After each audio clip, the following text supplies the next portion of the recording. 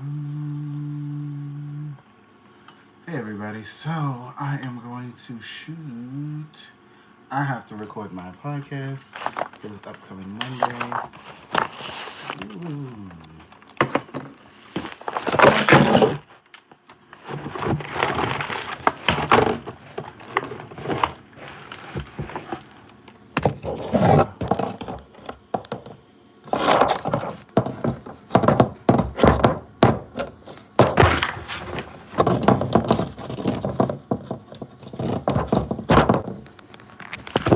Ooh.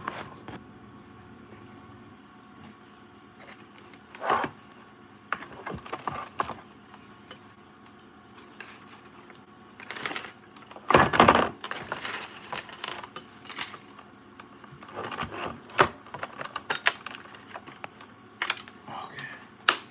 Woo! All of that.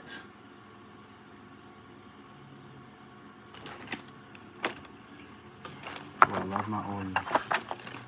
Gotta get myself in the mood. Ooh. I didn't even realize that the fan wasn't on for that. I think I got the AC on. It's a little warm out today. Hey everybody. Okay. It's good to go.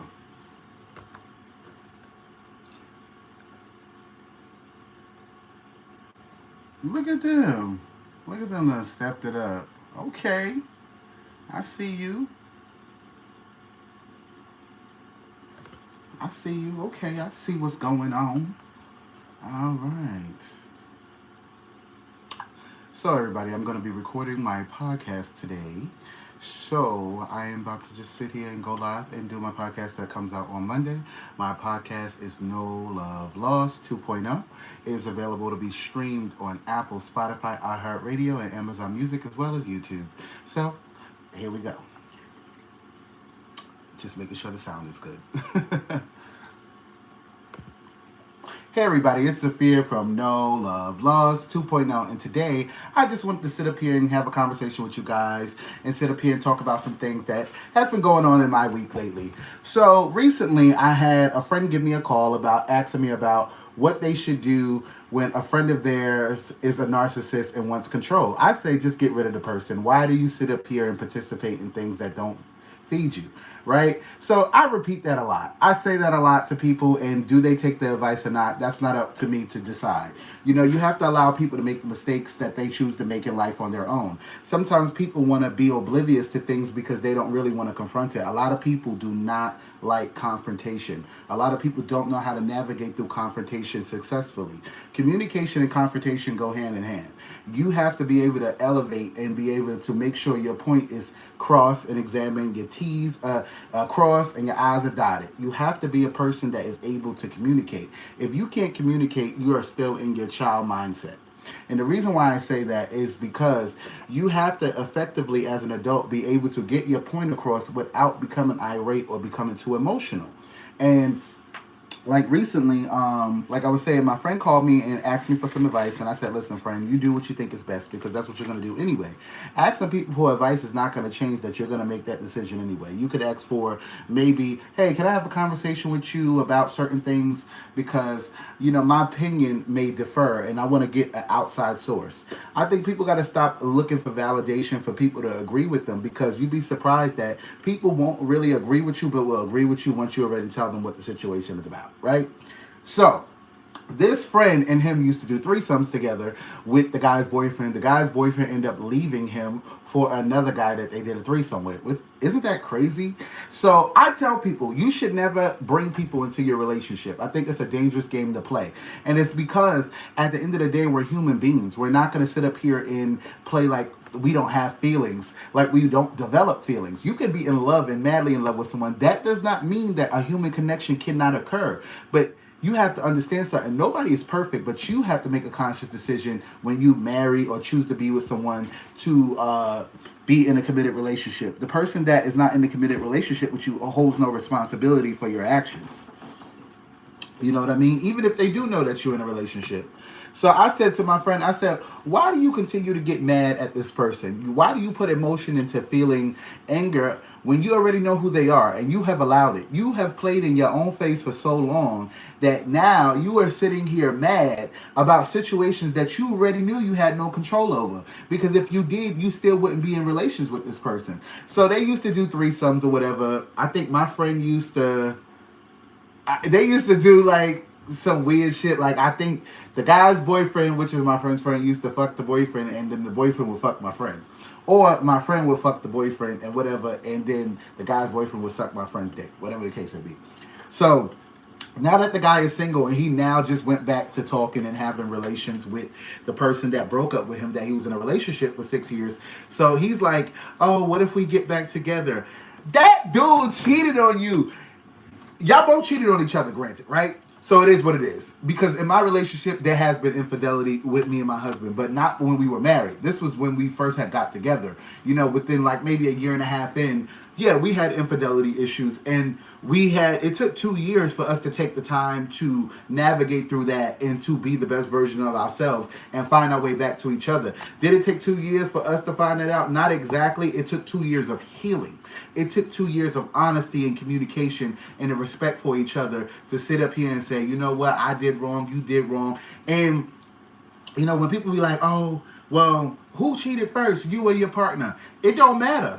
It don't matter who did it first. It just was wrong on both parts. You know, but the other person would like to sit up here and be the guilty party and say, oh, well, it wasn't me first. Half of the time it was.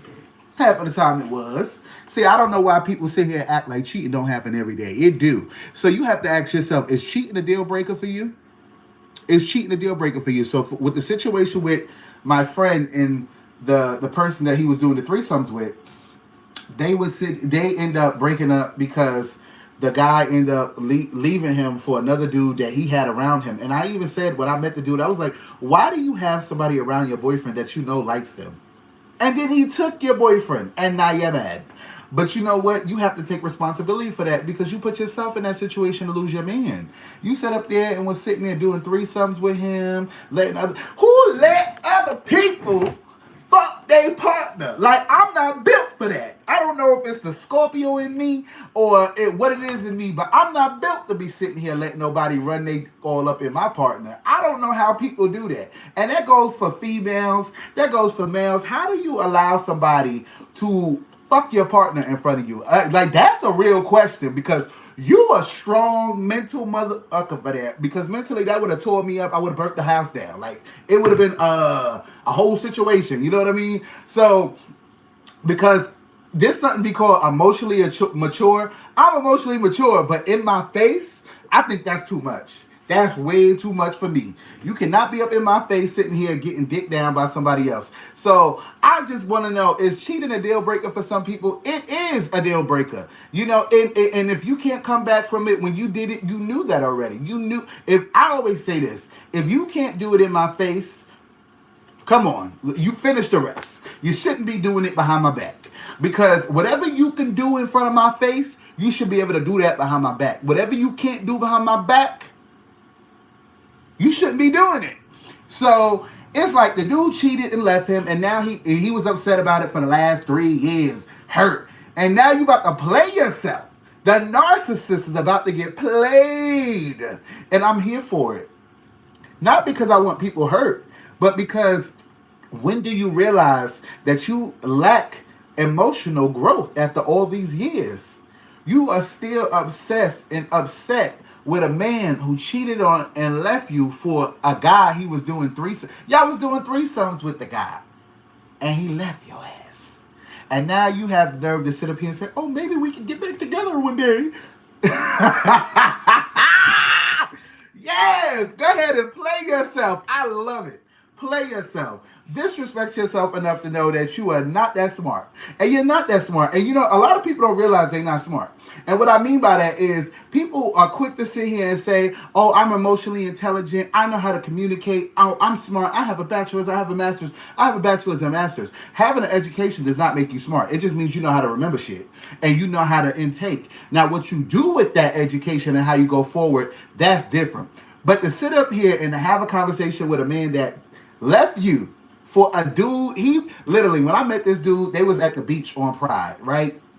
I met my friend's friend, and then I met the dude. And I'm like, oh, they together? I didn't even know they was in an actual relationship because I'm like, I see his dude hanging out with the other dude that they doing threesomes with. So I'm like, oh, they together, right? And my friend like, no, no, no, they the couple. And I'm like,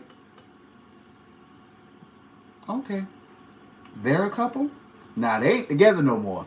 See, a lot of people don't realize when their relationship is over. Like, I remember I was with a man for 4.5 years. And I believe it was like, I'm trying to think, it was like year 2.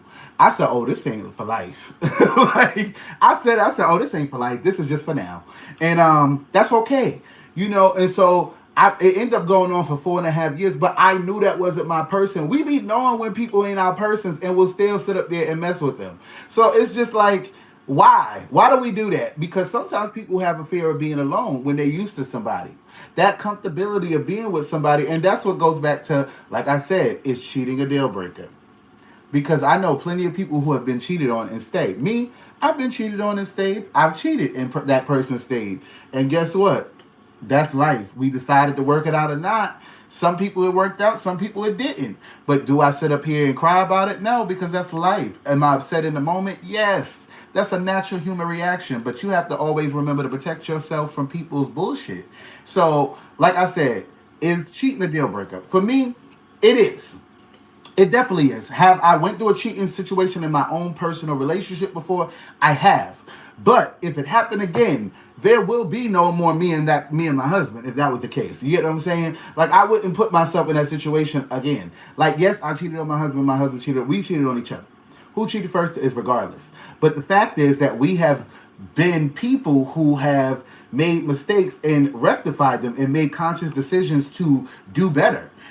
So it's just like this. You have to understand that when somebody sits there and plays in your face, you can't allow yourself to sit here and get mad when you already know who they are. So the fact that after 3 years, you try to have a conversation with somebody who played you, that's what bothers you. What bothers you is that he played you. And I'm not laughing at that because we've all been played. If you've ever been in a relationship, I don't care who you are. Even if you're still with the person, they may have not cheated on you, but they may have played you in another way. Because some people will try to downplay who you are as a person to them so they can be higher.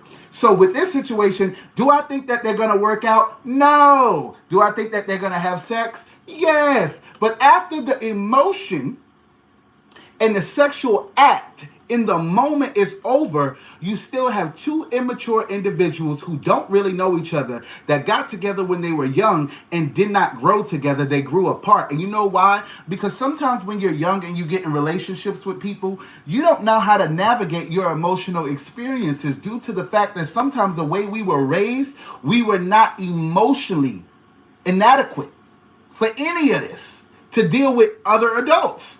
And that's the sad truth. A lot of us don't know how to truthfully deal with other adults, so that's why we don't like confrontation. I don't like confrontation, but will I take it there? I will take it there. Not because I want to fight, but you're not going to disrespect me. You're not going to play in my face as a partner. You're not going to do what you want to me. You're not going to get away with treating me any type of way. And that is the type of thing. That's why I say, is cheating a deal breaker for me? Yes, it is a deal breaker for me. If cheating ever happened again in my relationship, we're done. We're done. Because there's no reason for it. Because now we have emotionally gotten to a place where we have matured enough to communicate instead of committing an act that we know is going to cause chaos. So 3 years later, the dude been busted, nutted, and cummed in by everybody in New York City. And you want him back. You know why? You want him back because you're tired of being alone. No, you're not tired of being alone. You're scared of being alone. People who are scared to be alone will do things that do not make sense. They will put themselves in situations that do not make sense in order to feel like somebody cares about them. And then what happens? What happens when that person shows you that they care about you, and then it's a temporary moment in time? There's a reason why I don't go back to exes. I'm not saying you can't do it, but I don't do it. If you my ex, we have never had relations again. I can honestly tell anybody that, and that is the truth. Like, I told my husband that before, and I told my friends that before. I'm not playing. If you're my ex, you have never gotten me again. Because I don't want to have relations with somebody that I don't fuck with. like I don't want to have relations with somebody that has disrespected me and showed me that I hold no value to them. I know my value. And because I know my value, I would not play in my own face.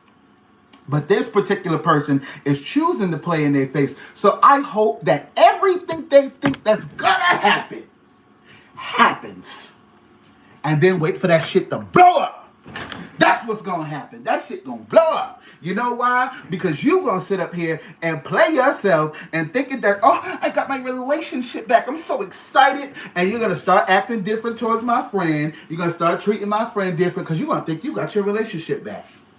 You tired of being in sex clubs and fucking and partying and sexing with this and that one. No, what you're tired of, you're tired of being alone. You're scared.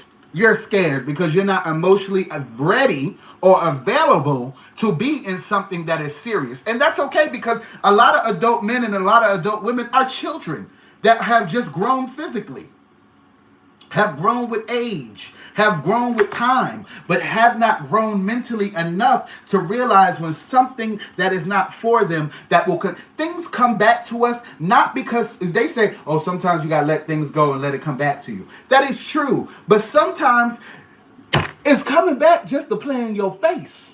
It's coming back just to sit up here and make you even realize even more how dumb you was. like that's the truth. Like sometimes things will come back to you because they want to see if you still stupid. They want to see if you still got that still got that hiccup in your brain to allow somebody to fuck with you in a certain way that you know you really don't want to be played with. But we sit up here, we befriend these people, we date these people, we're in family with these people. Let me tell you something. Even my own family couldn't play with me. Damn. You can even play with me as a family member. If you think that you're going to come and go as you please and play with me, you better go the fuck on, because I ain't the one or the two. Because I am not a person that is going to allow somebody to do me any type of way. I'm going to call that shit out. Now, am I going to emotionally communicate it in an effective way where you hear me versus me yelling? Yeah, I could do that. That's not a problem. I could tell you, listen, you have hurt me in a way that I feel that I no longer can engage in relations with you in a positive manner. I feel that you do not deserve to be in my personal space due to the fact that you disrespected me in the following ways. You have lied on me. You have played in my face. You have disrespected me.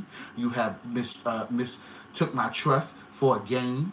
You have played me for a game, and I no longer want to engage because me engaging is only going to lead to something that I'm not going to be able to come back from. And due to that fact, I am going to remove myself for the best of you and me.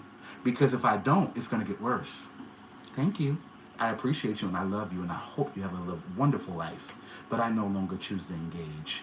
See, when you sit up there and tell people stuff like that in a respectful manner, you don't have to, oh, you motherfucker. All of that, I tell anybody, once you start yelling at me, I no longer hear you. I no longer hear anything you said. I done blocked it out because it don't matter no more. Because now you have told me that you don't respect me enough. I can respect you even though you disrespected me and communicate my feelings in a respectful manner. I don't have to be who you are to me. And a lot of people be like, oh no, they go low, I go to the dirt. I ain't mad at you. But it comes a point in life where you have to say, you know what? This doesn't work for me anymore. Being emotionally unavailable, being emotionally immature will not work for me. So is cheating a deal breaker? Yes, it is for me.